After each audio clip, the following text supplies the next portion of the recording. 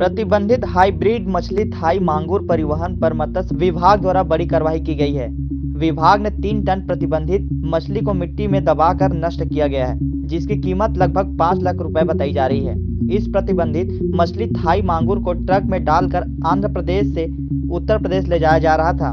National highway सारबेड़ा के पास truck गायब होने से मछलियों को दूसरी ट्रक में लोड किया जा रहा था। इसी बीच मुखबिर की सूचना पर मत्स्य विभाग द्वारा ट्रक चालकों से पूछताछ कर जांच की गई। जेसीबी की मदद से गड्ढा खोदकर गड्ढे में सभी मछलियों को डालकर नष्ट किया गया। बताया जा रहा है कि जब्त मछली की कीमत लगभग 5 लाख रुपए की होगी। कोंडागांव में मत्स्य विभाग ने सहायक मत्स्य अधिकारी मीनाक्षी मरकाम ने बताया कि प्रतिबंधित मछली के थाई मांगुर का भारत में सन 2000 से उत्पादन, क्रय, विक्रय और परिवहन प्रतिबंधित है, जिसके तहत कार्रवाई की गई है। यह कार्रवाई राजस्व, पुलिस एवं मत्स्य विभाग के संयुक्त रूप से की गई है।